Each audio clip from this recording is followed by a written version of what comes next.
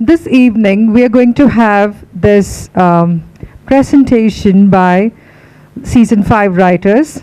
There were 17 writers this time, because from having 2 seasons every year, we decided to bring the batch down to just one batch every year. And so we have 17 writers, but 2 of them are not here. One of them lives in Cochin and she was coming in every week, and another person is out on a seminar. But you have 15 writers here presenting a collaborative piece of fiction called Not Just a Jazz, and it's about a 6-member jazz band. There is a maestro, there is Nina the pianist, there is Subbu the violinist, there is Annapurna the sitarist, there is Vinny G, who is the saxophone player, and finally there is Shiva the drummer. One of the things that we did while we were putting this together was to have fun with the names. So I'm sure you would get the symbolic references of each name here. And what they are going to do is, between the 17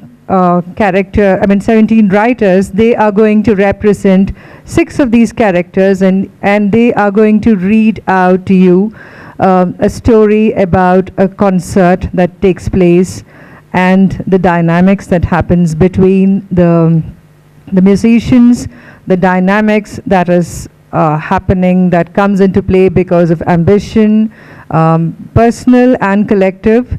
And I think one of the joys of collaborative fiction is that you have absolutely no place for any sense of ego, because it is like Oscar Wilde says, in art there is no first person.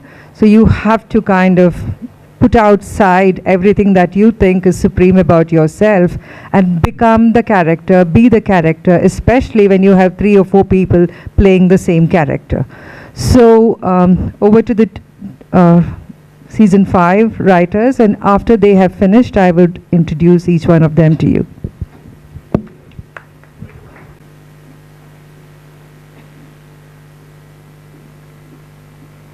I feel the ebb and tide of music passing through my trembling hands.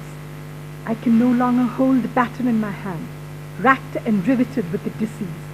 My eyes have lost their luster. I hear the murmur of my heartbeat. I hear voices. You can't. You're a loser. You're sick. You're done. For over 20 years, I led and fed these voiceless, scum-bred nincompoops. From a cacophony of voices, I transformed them into murals of music. And today, they look at me with disdain. So what if my hands tremble, my feet drag, and my speech slur? It's the disease, damn it, not me. I raise my tangled, mangled hands in that final effort. In a flash, my hands unlock themselves from their knotted position. Lips sink and eyes set their pace. 100 voices rise in unison, bringing alive the sound of music. I'm the leader, I'm the leader, I'm the leader.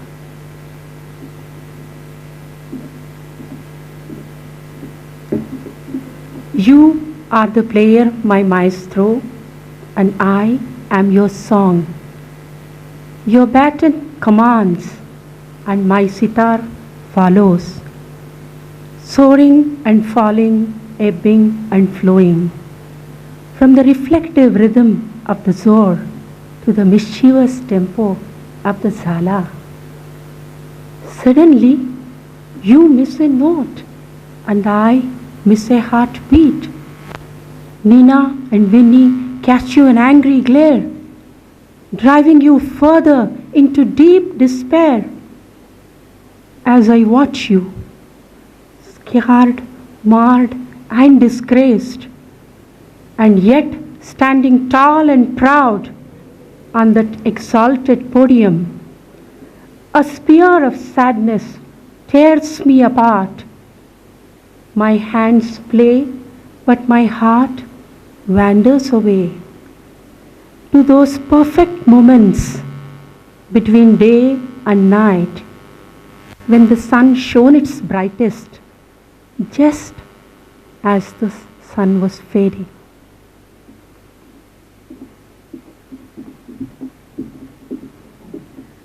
I was 15. When the whole town slept, I played the church piano. I remember the night when you caught me, maestro. You quietly stepped in from the corner, dressed all in black, so well groomed. I thought you looked like a priest or somebody very important, like no one I had ever seen or met before. I remember the glint in your eyes. I did not know what it meant. I did not know that I was your prize catch. I became your pianist, the lead player in this band. I was the reason for your meteoric rise to fame and repute, but you made sure I always remained in the shadows. I had no secrets from you. I had no life I could call my own. My mother, my father, and later my husband, you had them all eating out of your hands. Yes, you gave me a chance of a lifetime, but you took my life away, entering every detail. You became the conductor of my life. Is it not destiny that the man who controlled my every move cannot control his own actions now? You have Parkinson's disease. Every now and again, you tremble and you freeze during our performances. Bow out with good grace, maestro. It's written in the stars. It's now my time to shine and lead the group.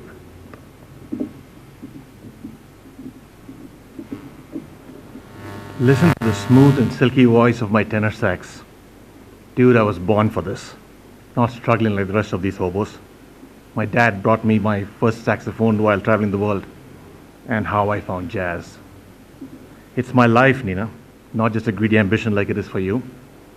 You yearn for the life that I live. This is where I've always been. This is who I am. And you, maestro, look at you. Pathetic.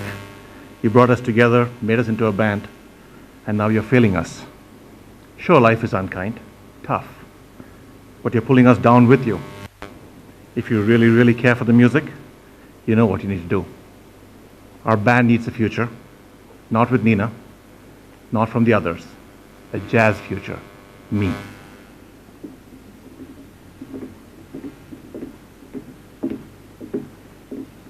With my eyes cast down, angling the bow over the strings, I set out to silence the world. Nina and the maestro are strategically positioned against each other. In the end, which of them will proclaim checkmate? Unaffected by this rivalry, I am the author of my destiny. They know not. I have signed the contract. I have with me the ticket to claim it, the fame and the glory. Lurking in the sidelines, I've been longingly gazing at the spotlight. But now, time is on my side. I feel it, Nina's domineering gaze, burning a hole through me, looking at me like an underdog. Hastening my bow strokes, I raised the pitch, determined to thwart those who deemed me insignificant. Freedom was round the corner as we come to the close of our last week.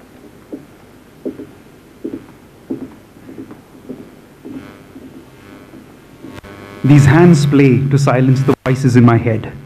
These hands will play until the voices are dead. The beat starts in my left foot. Thump, thump, thump. It shimmers up my leg and rattles over the hollow bones of my spine. It slides warmly over my neck and telescopes into my brain. 1 billion neurons explode. I rub the sticks in my hands and start a fire.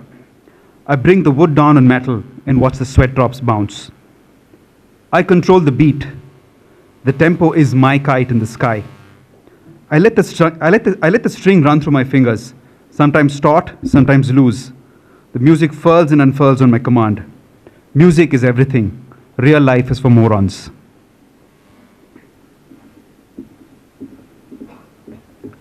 The joint I smoked fails me even as I lead. The dull confidence has started to ebb as I become increasingly aware of the shiver.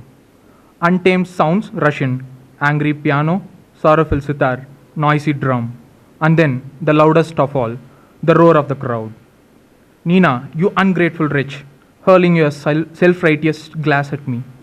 I should have put you in your proper place when I had the chance. And why are you trying to exert your dominance, Binny? Afraid Nina might outperform you? And stop smearing me with your dripping pity, Annapurna. I'm not dead yet. All you egocentric maniacs, no one must know. I must see the night through. Fail me not, Hans, this once.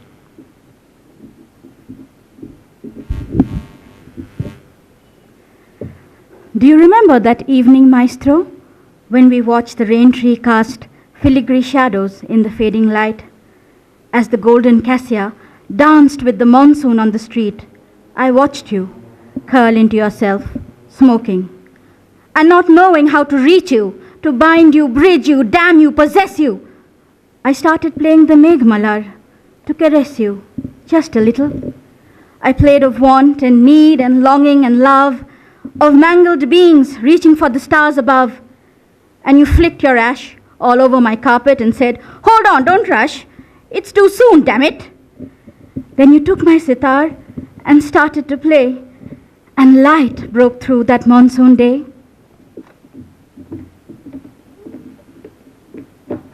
There are dark clouds of mutiny all over us. They promise a surety of drizzle, of talent. But the skies are the hues of purple bruised egos. You're responsible, Maestro. I urge you to take the blame and take it with a grace. You've had your spot in the glory, revelled in the lead we granted you, allowed you.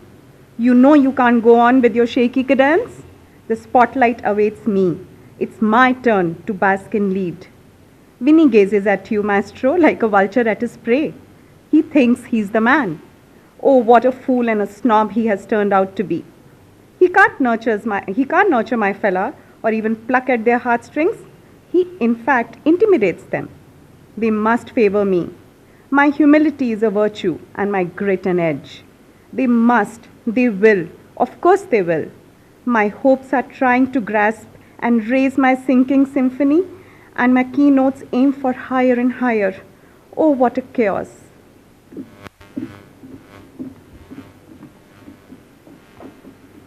Who the hell do you think you are, Nina? Forcing me into a corner where I can do nothing except play second fiddle to you? You think you are better than everyone else. Are you really this naive? Do you think I haven't seen how you suck up to the maestro? All you are, and ever will be, is a leech. Your music isn't your music. It's a shadow of our maestro's best years. Now that he's receding into the darkness, all his shadows will die too. I can see your face turning red. Ah, the joys of pissing you off. Your fingers can't do with the piano keys what my tenor sax and I can do with a few deep breaths. Hurts to see the mirror, doesn't it?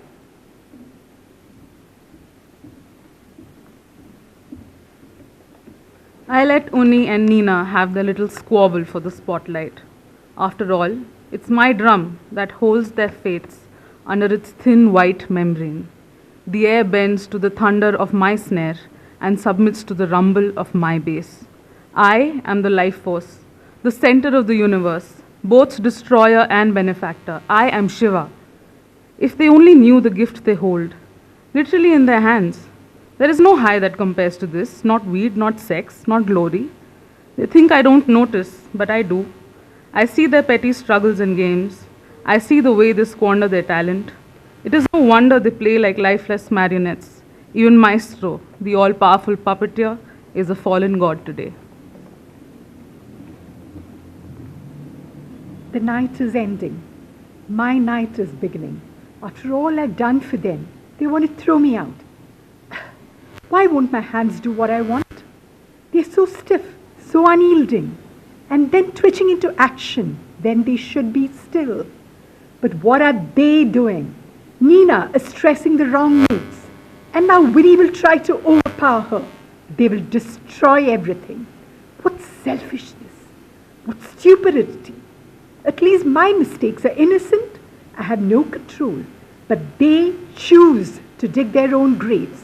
This is the irony. My body rebels, my band rebels. So be it. Let them defy me. Let them all go to hell. I will fall with dignity. I will stay true to the music. It has always stayed true to me.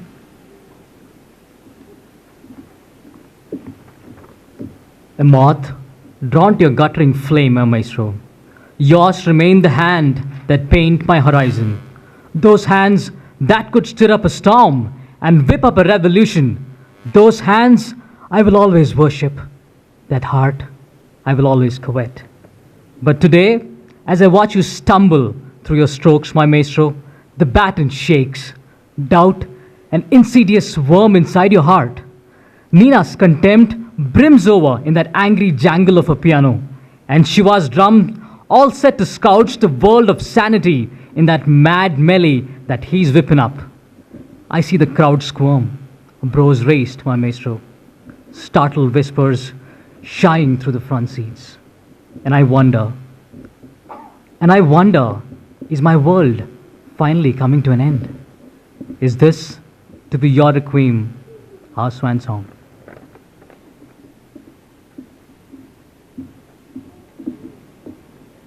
Does Winnie really think he's going to be the star tonight?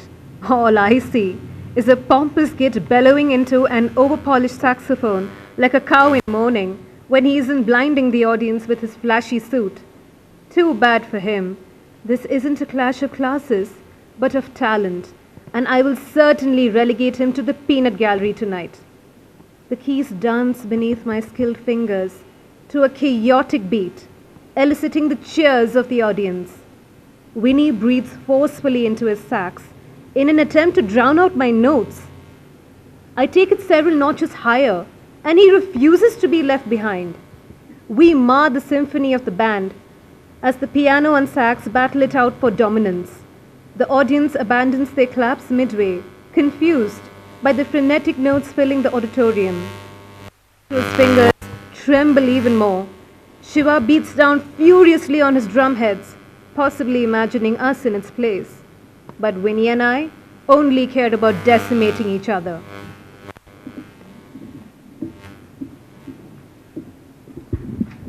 A self-centered, delusional, wannabe leader.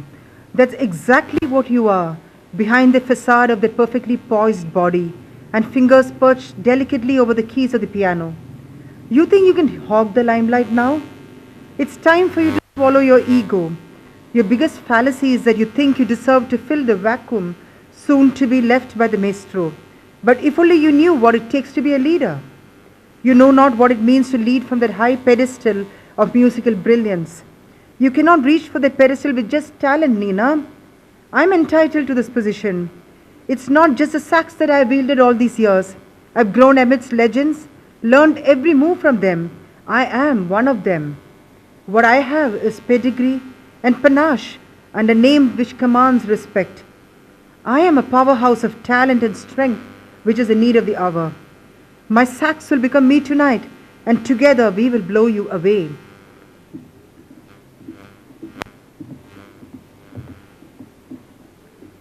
I don't think I am fucking betraying anyone by having signed that contract.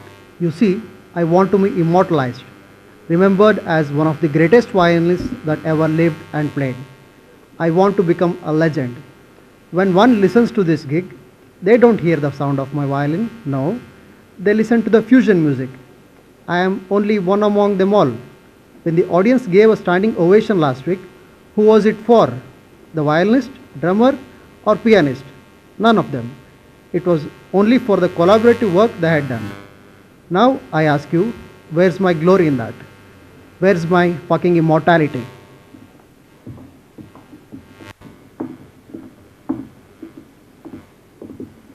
Are those my arms? They move in a purple blur. If they go faster, I bet I can fly. Yes, I can see the band now from above. They look like tiny ants struggling with giant instruments. How easy it would be to crush them. So many mistakes have already been made. So easy to make another one. Just a slip of my stick and the whole symphony dies. 1,000 eyes watch the collapse. Nothing so imperfect should be allowed to live. I throw down a brake and everyone stops. for 100 beats of my racing heart. I hear nothing but a liquid note from the sitar, crying to the open skies, a cry for help and love and life. Every day the universe is destroyed, and every day we build it again. There is still time to save a moment of perfection, of beauty, of joy. The music will never be the same, but I have to try. As I hit the drums, I hear a sudden harmony, and I know the others are with me. More than ever now, the world needs our song.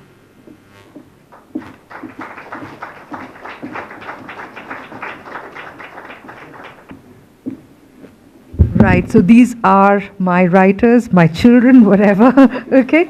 So that's Sachin. Sachin, please come forward. Sachin SR, because we had two Sachins.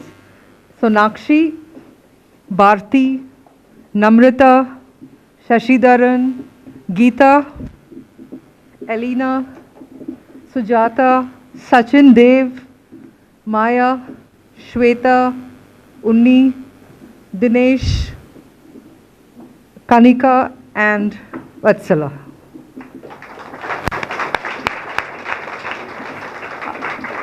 I'd like to invite Kartika to come back onto the dais and hand over the certificates that says that they have finished the course. Kids have no particular order. What comes first to my hand? Okay. Kanika.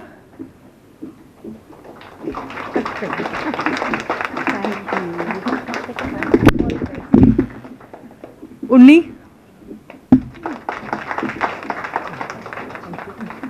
Vatsala. She's the last one. Yeah. Bharti.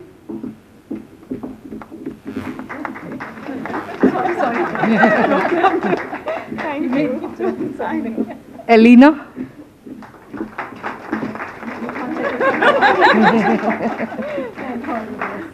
Namrata.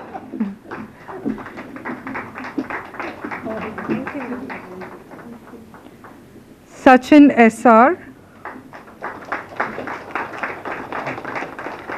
Sachin is somebody who came from Davangere every week. So Shweta.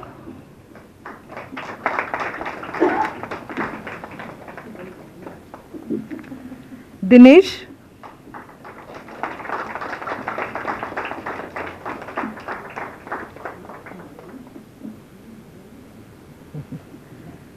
Geeta.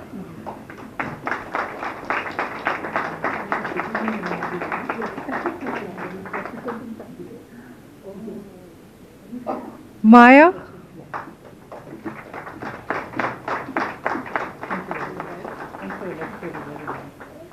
Sujata.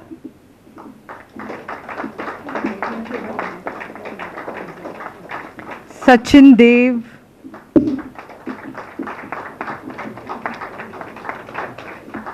Shashidharan.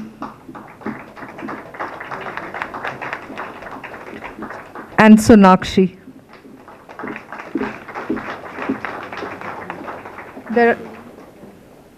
There are two other writers, but they are not here. Thank you very much, Kartika. So before we wind up for the evening, a few thanks are in order. First of all, I'd like to thank the writers for wanting to be part of Anita's Attic and being part of this program. I'd like to thank each one of you who have made the time to be here. I'd like to thank Vasant Rao and Nama Metro for being so supportive and being our event partners. And as always, I'd like to thank Condition Supply for helping me with this program and for putting this together. And finally, I'd like to thank, not finally, but actually, and of course I'd like to thank Kartika for making the time for being here and for being part of this evening, which is very special to each one of us, and for delivering the second Attic lecture. Thanks a lot, Anita. So we didn't want to really make a speech with others, too many of us, so we decided to do a thing. We'll actually go around and each person will say one word right? About Anita's Attic, about the whole experience, about you, right? And so in a form of thanks where everybody just gets one word to say. Mentor. All right. This is a fairly long word. Supercalifragilisticexpialidocious. Well, I need to, use for Anita's Attic two words actually which come into my mind, which is a very popular song which is doing the rounds. I call Anita's Attic Jimmy Ki Kamal. My one word is Junoon. So my one word is anticipation, but I also know that for 12 weeks I ignored all parental responsibilities and let my wife do the hard work. So I'm sure she's happy that I'm going to be back, hopefully doing the work that I'm supposed to be doing. Thanks. My word is masala chai. The people who know me know I can't live without it. So. My word is about the entire experience. It's convivial. Okay, since this has to be spontaneous, my word is not precious, because that's something which Anita taught us time and again. I just have one word, Kidilam. So my word is Wonderland, with so many stories.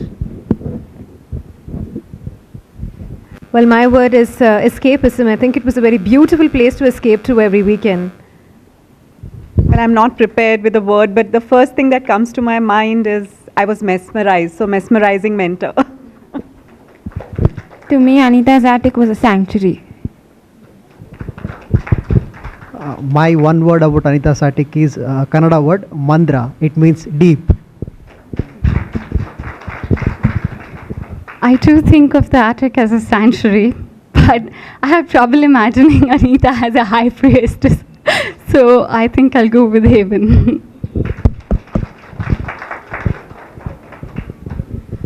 Thank you so much for being a lovely audience.